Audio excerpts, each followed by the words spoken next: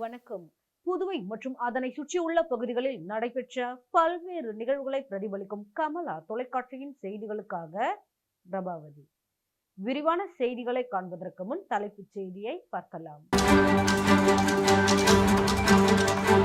காதல் விவகாரத்தில் ஏற்பட்ட முன்விரோதம் காரணமாக ரவுடி வெட்டி கொலை, 2 சிறுவர்கள் உட்பட 4 பேர் கைது.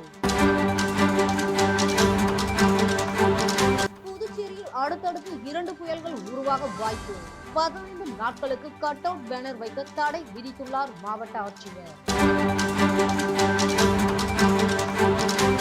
இனி விரிவான செய்திகள்.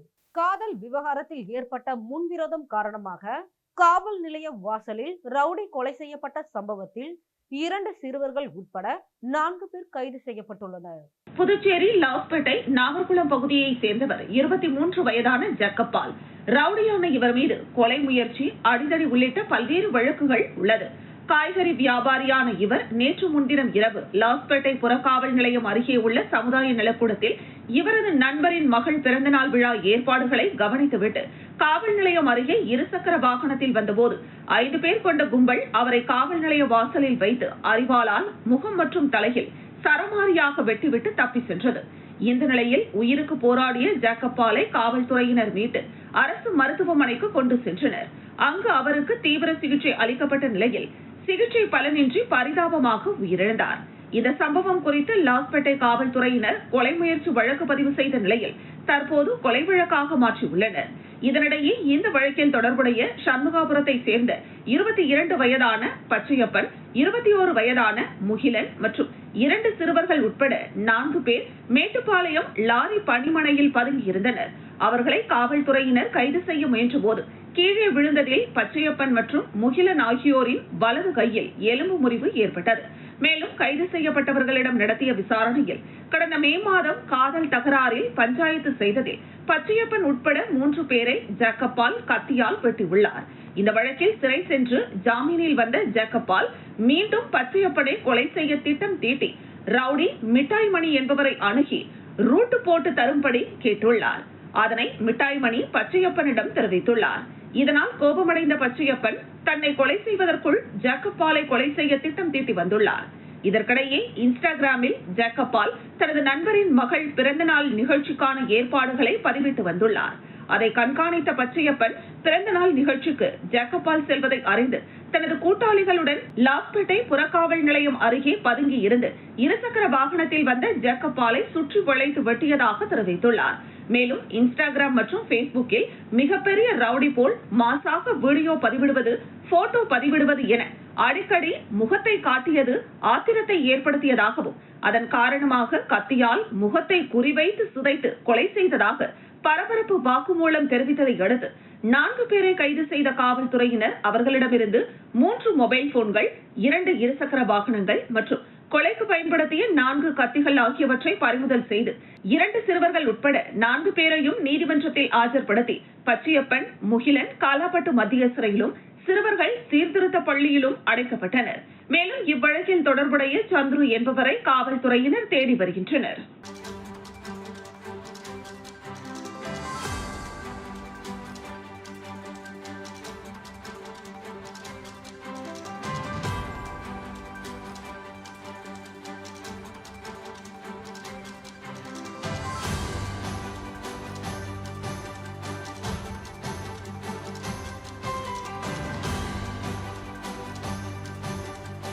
பூரணாங்குப்பம் முழியன்குளம் சீரமைப்பு பணிக்கு லூமினா டேட்டா மெட்ரிக்ஸ் நிறுவனம் 20 லட்சம் ரூபாய் தனது CSR நிதியை வழங்கியுள்ளது.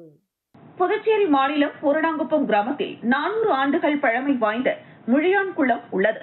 பூரணாங்குப்பம் தனசுந்தராம்பாள் சேரிட்டபிள் சொசைட்டி NGO ஏற்பாட்டில் சில NGOக்கள், நிறுவனங்கள் மற்றும் பூரணாங்குப்பம் கிராம பொதுமக்கள் ஒத்துழைப்புடன் சீர் செய்து கொண்டிருக்கிறது.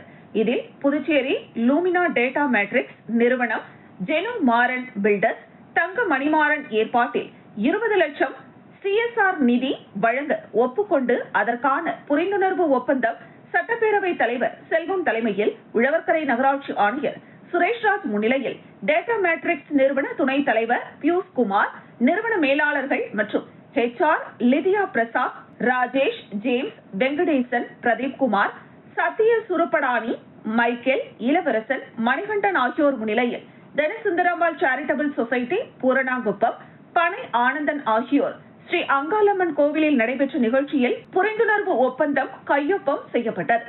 நிகழ்ச்சியில் பூரணாங்குப்பம் கோவில் நிர்வாக அதிகாரி பாஸ்கர், முன்னாள் அதிகாரி சுந்தரராசு, திருப்பணிக்குழு தலைவர் முருகேசன், கட்டிட பொறியாளர் புருஷோத்தமன், அரியங்குப்பம் கொம்யூன் ஜேஇ சரஸ்வதி மற்றும் கிராம பொதுமக்கள் கலந்து கொண்டனர். நிகழ்ச்சிக்கான ஏற்பாடுகளை பூரணாங்குப்பம் தனசுந்தராம்பாள் சேரிட்டபிள் சொசைட்டி தன்னார்வலர்கள் செய்திருந்தனர்.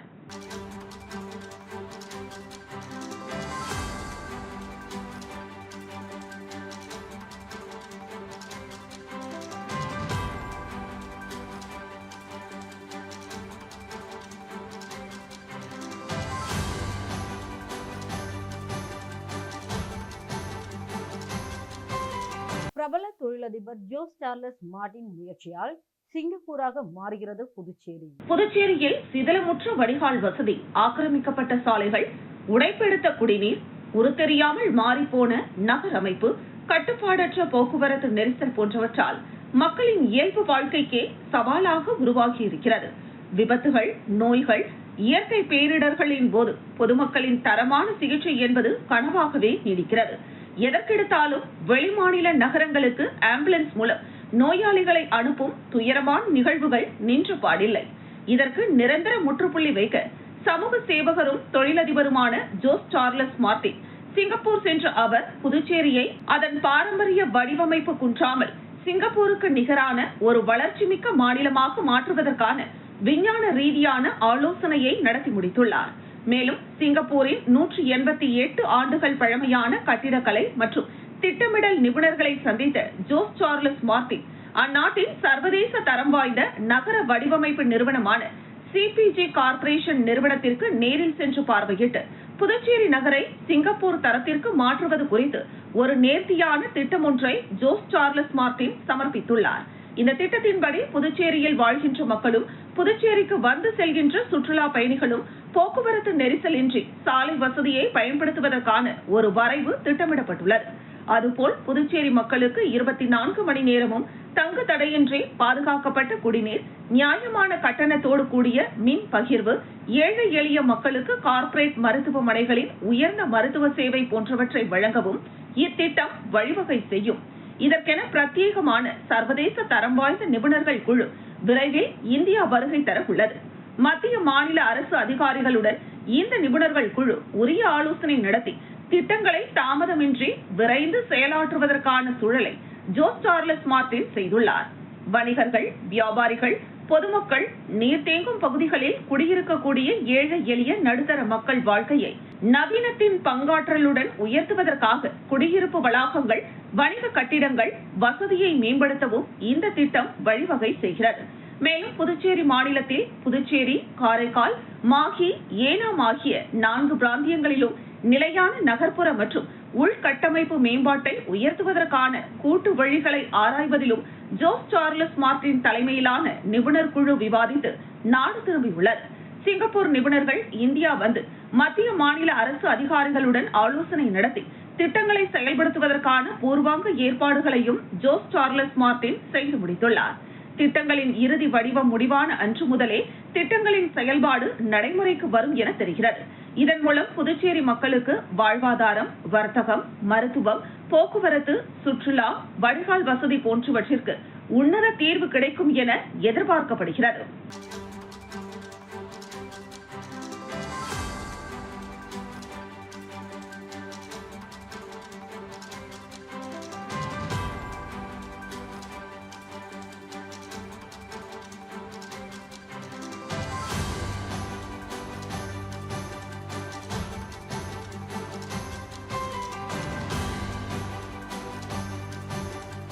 காரைக்கால் அருகே புதுச்சேரி அரசு பேருந்தும் மாணவர் இலவச பேருந்தும் மோதி விபத்துக்குள்ளானதில் மாணவி ஒருவருக்கு லேசான காயம் ஏற்பட்டது. புதுச்சேரி மாநிலம் காரைக்கால் மாவட்டத்தில் உள்ள அம்மாள் சத்திரம் பகுதியில் இன்று காலை காரைக்காலில் இருந்து நாகப்பட்டினம் செல்லும் புதுச்சேரி அரசு போக்குவரத்து கழக பேருந்து மற்றும் அரசு பள்ளி மாணவர்கள் இலவச பேருந்து மோதி விபத்திற்குள்ளானதில் பேருந்தின் வலது பக்க கண்ணாடி உடைந்து மாணவர் பேருந்தில் பயணம் செய்த மாணவிக்கு காதில் லேசான காயம் ஏற்பட்டது. உடனடியாக அக்கம் பக்கத்தினரால் ஆம்புலன்ஸ் வரவழைக்கப்பட்டு மாணவியை மீட்டு காரைக்கால் அரசு மருத்துவமனையில் சிகிச்சைக்காக அனுமதித்தனர். அங்கு அவருக்கு மருத்துவர்கள் முதலுதவி செய்து வீட்டிற்கு அனுப்பி வைத்தனர். இந்த நிலையில் புதுச்சேரி அரசு போக்குவரத்து கழக பேருந்து மற்றும் மாணவர் இலவச பேருந்து மோதிய சம்பவம் குறித்து போக்குவரத்து காவல்துறையினர் விசாரணை மேற்கொண்டு வருகின்றனர்.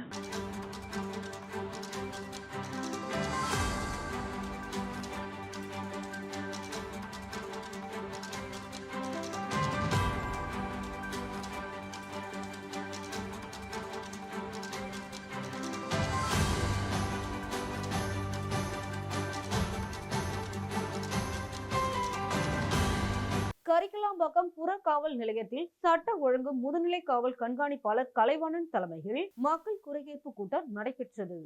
புதுச்சேரி காவல்துறை தலைமையகம் வழிகாட்டுதலின்படி வாரந்தோறும் பொதுமக்களை நேரில் சந்தித்து புதுச்சேரி காவல்துறை தலைமை அதிகாரிகளின் நேரடி பார்வையில் மக்கள் குறைகேட்பு கூட்டமானது தொடர்ந்து நடைபெற்று வருகிறது. அதன் அடிப்படையில் கரிக்கலாம்பாக்கம் புறக்காவல் நிலையத்தில் புதுச்சேரி சட்டம் ஒழுங்கு முதுநிலை காவல் கண்காணிப்பாளர் கலைவாணன் தலைமையில் மேற்கு காவல் கண்காணிப்பாளர் சுப்பிரமணியன் முன்னிலையில் நடைபெற்ற மக்கள் குறைகேட்பு கூட்டத்தில் மேற்கு காவல் கண்காணிப்பாளர் அலுவலகத்தின் கீழ் இயங்கி வருகின்ற காவல் நிலைய கட்டுப்பாட்டில் உள்ள பகுதிகளில் இருந்து சுமார் 50க்கும் மேற்பட்ட பொதுமக்கள் கலந்து கொண்டு குறைகள் மற்றும் பொது பிரச்சனைகளை தெரிவித்தனர். இதனை கேட்டறிந்த காவல்துறை உயரதிகாரிகள் குறைகளின் தன்மையை ஆராய்ந்து அதன் அடிப்படையில் உரிய நடவடிக்கை மேற்கொள்ளப்படும் என்றும் உறுதியளித்தனர். மேலும் குறைகேட்பு கூட்டத்தில் வில்லியனூர், மங்கலம், காட்டேரிக்குப்பம், திருக்கனூர், திருபுவனை, நெட்டப்பாக்கம், மடுகரை ஆகிய காவல் நிலையத்தின் ஆய்வாளர்கள் மற்றும் உதவி ஆய்வாளர்கள், குற்றப்பிரிவு காவலர்கள் கலந்து கொண்டனர்.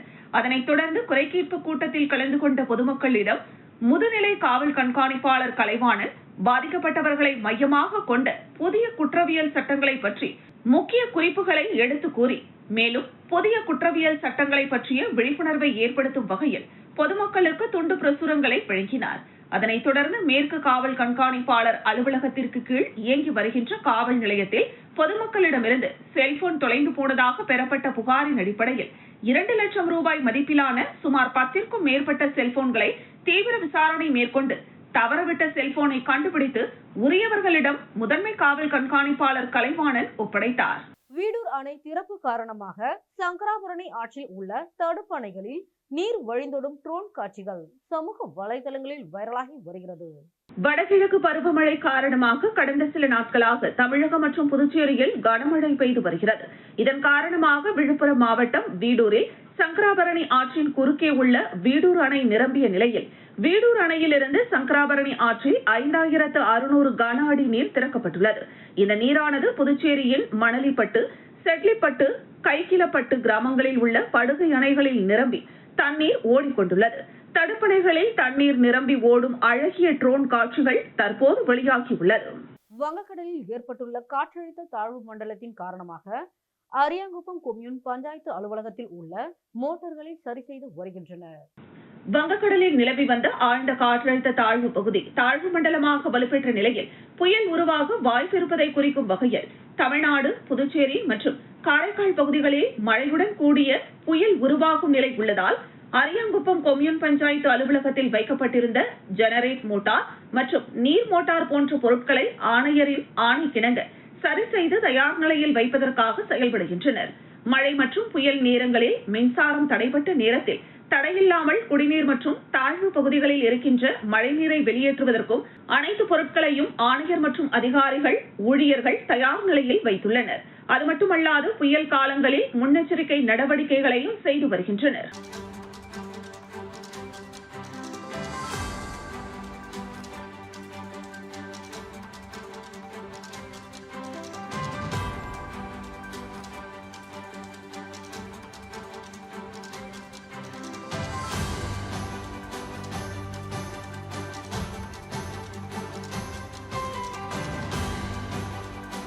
புதுவையில் அடுத்தடுத்து 2 புயல் உருவாக வாய்ப்புள்ளதால் பேனர்கள் அகற்ற வேண்டும் என்றும் அடுத்த 15 நாட்களுக்கு கட் அவுட் பேனர் வைப்பதற்கு தடை விதிப்பதாகவும் மாவட்ட ஆட்சியர் உத்தரவிட்டுள்ளார். புதுச்சேரி மாவட்ட ஆட்சியர் குலோத்துங்கன் வெளியிட்டுள்ள அறிக்கையில் வடகிழக்கு பருவமழை தொடங்கியதை தொடர்ந்து புதுவை முழுவதும் தற்போது அடைமழை பெய்து கொண்டு வருகிறது. இந்த நிலையில் இந்திய வானிலை ஆய்வு மையம் அடுத்த 15 நாட்களுக்கு அக்டோபர் 26ஆம் தேதி மற்றும் நவம்பர் 5ஆம் தேதி வங்காள விரிகுடாவில் அடுத்தடுத்து 2 தனித்தனி குறைந்த காற்றழுத்த தாழ்வு பகுதிகள் உருவாகும் அபாயம் உள்ளது என்று வானிலை குறித்த எச்சரிக்கை விடுத்துள்ளது. இதுகுறித்து சூறாவளி புயலாக வலுவடைந்து வங்காள விரிகுடா கடற்கரை நோக்கி நகர வாய்ப்புள்ளது என்றும் அப்பொழுது அதிக அளவு மழையுடன் மணிக்கு சுமார் 53 கிலோமீட்டர் வேகத்தில் காற்றும் வீசக்கூடும் என்றும் இதனால் புதுவை மற்றும் ஏனாம் பகுதிகளே பாதிப்பிற்கு உள்ளாகும் என்றும் குறிப்பிடப்பட்டுள்ளது. இதில் கட் அவுட், பேனர்கள், பதாகைகள் ஆகியவை காற்றின் தாக்கத்தால் சேதமடைந்து பறந்து விழக்கூடிய வாய்ப்புகள் வெகுவாக உள்ளது. அவ்வாறு நேர்ந்தால் பாதசாரிகள் மற்றும் பயணிகளுக்கு அபாயகரமான விபத்துகள் மற்றும் காயங்கள் ஏற்படுவதுடன் போக்குவரத்து மற்றும் அவசர கால மீட்பு பாதைகள், இடையூறு மற்றும் மின் இணைப்புகள் மற்றும் தகவல் தொடர்பு உள்கட்டமைப்பு உட்பட பொது மற்றும் தனியார் சொத்துக்களுக்கு சேதம் ஆகியவை நேரிட வாய்ப்புள்ளது என்பதாலும் அனைத்து விதமான பேனர்கள், கட் அவுட்டுகள், பதாகைகள் போன்றவை பேரிடர் மேலாண்மை சட்டத்தின்படி பேனர்கள் இன்று முதல் 15 நாட்களுக்கு தடை செய்யப்பட்டுள்ளது. பொதுமக்கள் நலன், உடைமைகளையும் சொத்துகளையும் பாதுகாப்பதனை கருத்தில் கொண்டு அனைத்து தரப்பினரும் முழு ஒத்துழைப்பு அளிக்கும்படி கேட்டுக் கொண்டுள்ளார். மேலும் தடை ஆணையை மீறுவோர் மீது பேரிடர் மேலாண்மை சட்ட பிரிவின் கீழ் நடவடிக்கை எடுக்கப்படும் என்றும் மாவட்ட ஆட்சியர் குலோத்துங்கன் எச்சரிக்கை விடுத்துள்ளார். நீதிமன்ற உத்தரவின்படி 5% ஓய்வூதிய தொகையை வழங்க மறுக்கும் அரசு நிதி உதவி பெறும் பள்ளி மற்றும் அதற்கு துணை போகும் கல்வித்துறையை கண்டித்து 3 கட்ட போராட்டங்கள் நடத்தப் போவதாக ஓய்வூதியதாரர்கள் சங்கம் அறிவித்துள்ளது. புதுச்சேரி அரசு நிதி உதவி பெறும் பள்ளியான பாத்திமா மேல்நிலை பள்ளியில் பணிபுரிந்த 47 ஆசிரியர்கள் பணி ஓய்வு பெற்றனர். இவர்களுக்கு 95% அரசும் 5% அரசு நிதி உதவி பெறும் பள்ளி நிர்வாகமும் பென்ஷன் வழங்க வேண்டும் என்று விதிமுறை உள்ளது. இந்த நிலையில் 95% பென்ஷன் தொகையை அரசு வழங்கி வரும் நிலையில் 5% பென்ஷன் தொகையை அரசு நிதி உதவி பெறும் பள்ளி வழங்காமல் மறுத்து நீதிமன்றம் சென்றது.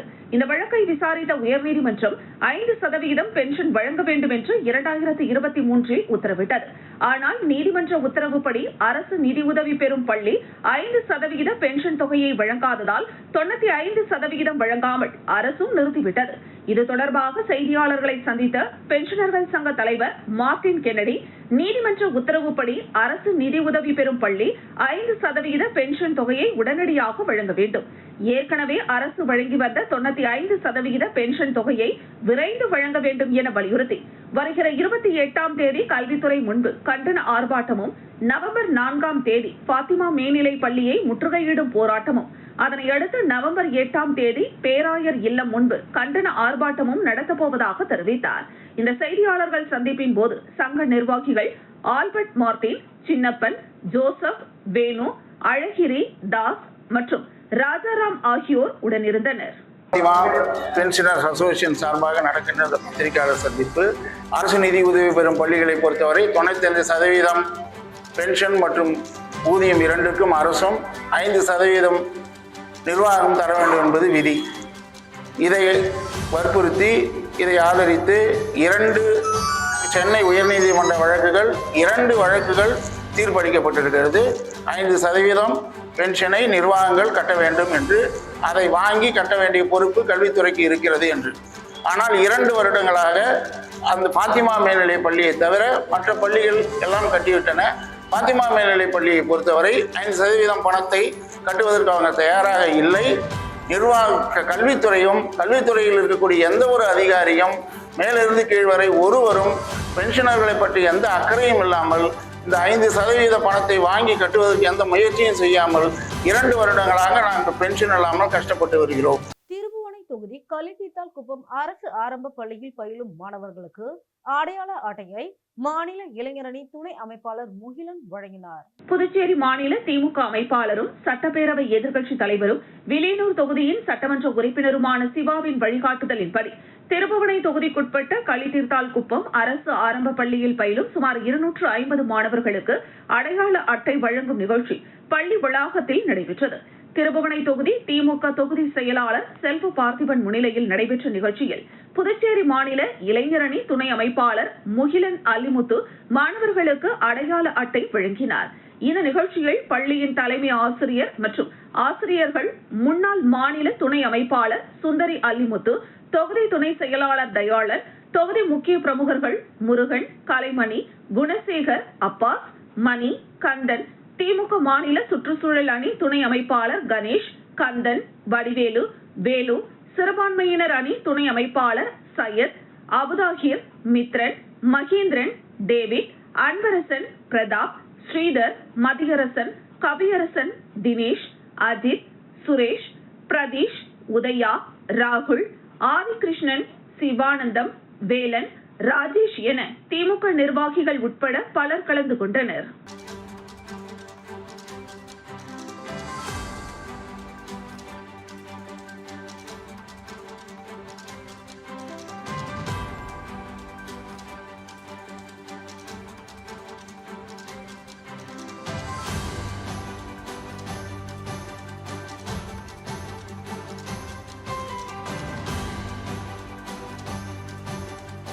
பாகூரில் வடிகால் வாய்க்கால் தூர்வார துணை மாவட்ட ஆட்சியர் உத்தரவிட்டுள்ளார். புதுச்சேரி மாநிலத்தில் வடகிழக்கு பருவமழை துவங்கி அவ்வப்போது பெய்து வருகிறது. இதனால் பாகூர் பகுதியில் பெய்த கனமழையால் சம்பா பருவநெல் நாற்றுகள் நீரில் மூழ்கியது. புறவழிச்சாலை ஒட்டிய பகுதியில் வடிகால் வாய்க்கால் தூர்வாரப்படாமல் மாற்றி அமைக்கப்பட்டதால் நீர் வடிவதில் சிக்கல் ஏற்பட்டு வயலில் தேங்கி நிற்கிறது. இதனால் நெற்பயிர்கள் பாதிக்கப்பட்டு வருவது தொடர்ந்து வருகிறது. இதுகுறித்து நடவடிக்கை எடுக்க வேண்டும் என விவசாயிகள் கோரிக்கை விடுத்தனர்.